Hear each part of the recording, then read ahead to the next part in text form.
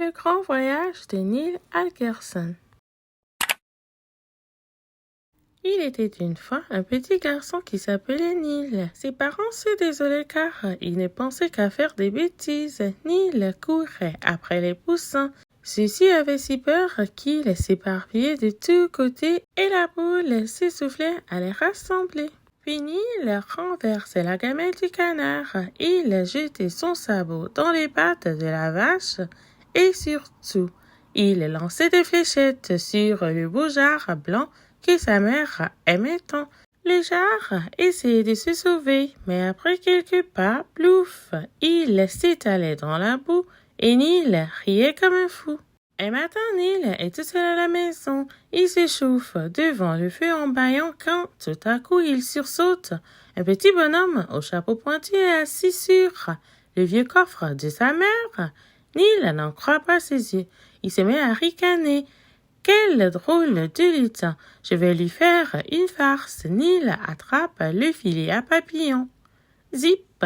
Il le rabat sur la tête du lutin. Et il s'est dit, je vais appeler le chat, ça va lui faire une de ses peurs.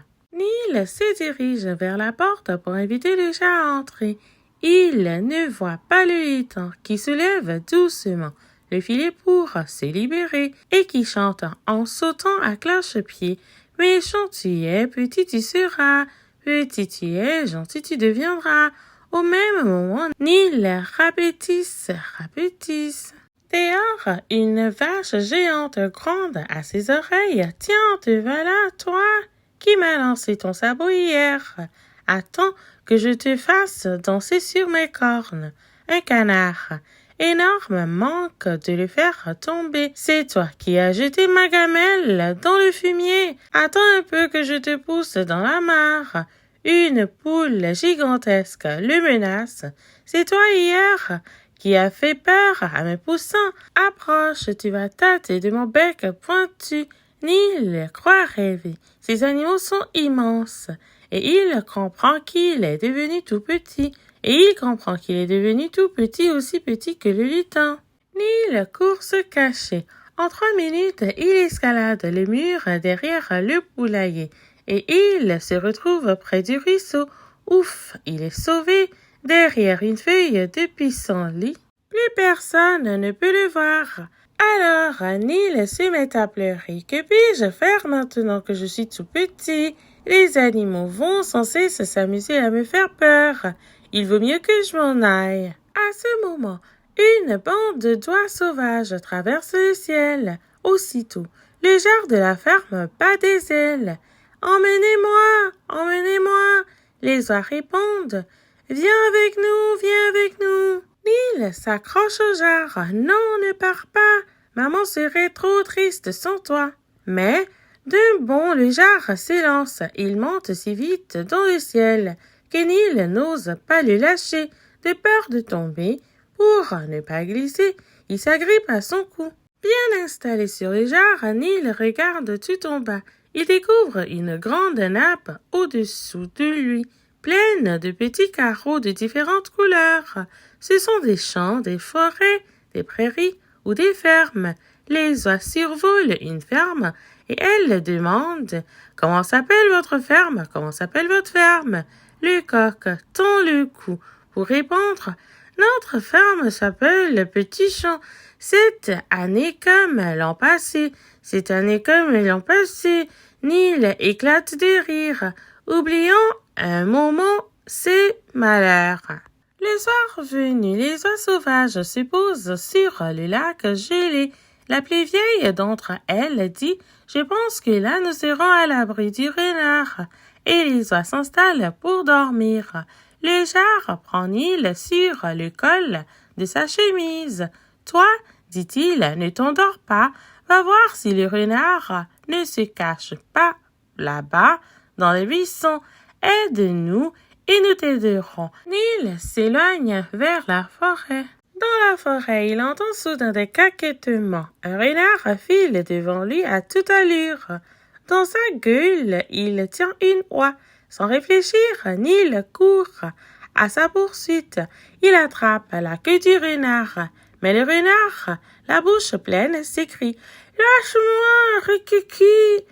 Sinon, je te mange aussi. » Furieux d'être traité de Rikiki, Nil prend appui sur une racine et il tire un grand coup sur la queue du renard. Surpris, le renard ouvre la gueule. Loi en profite pour se sauver. Le renard se retourne et, faisant face à Nil, il crie « Loi m'a échappé, mais toi, tu ne m'échapperas pas. » Nil s'enfuit et il grimpe au premier arbre qu'il aperçoit. Le renard se couche au pied de l'arbre et il attend toute la nuit. Et toute la nuit dans l'arbre, Nil grelotte de froid, sans fermer l'œil une seule fois, tant il a peur de tomber. Au petit matin, Nil voit le soleil se lever. Il entend les cris des oies qui se préparent à partir. Son cœur bondit. Il se dit « Vont-elles partir sans moi ?» Il est sur le point de pleurer quand tout à coup il voit une oie qui vole tout près du renard et s'assure à le frôler.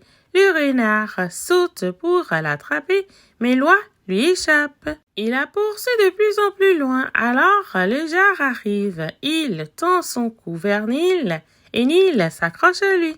Depuis ce jour, Nil est devenu l'ami de toutes les oies, mais c'est le jar qu'il préfère.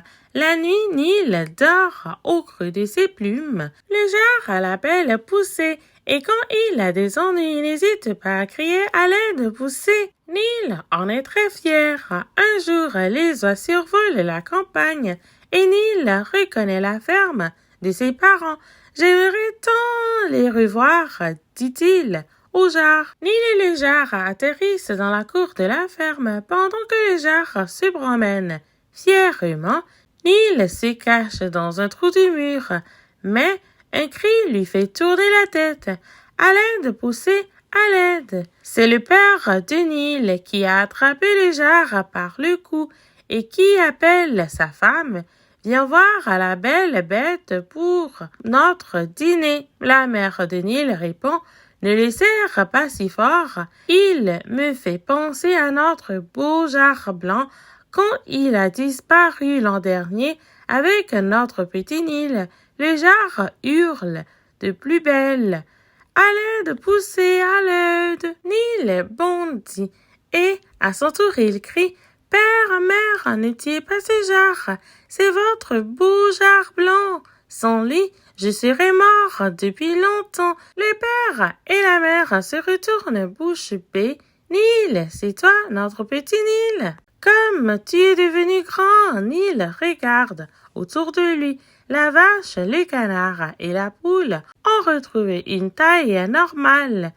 Et lui aussi, il est même plus grand qu'avant. Très ému, il se serre contre ses parents. « Me voilà enfin revenu, dit-il. Libérez mon ami le jar. Je vais tout vous raconter. »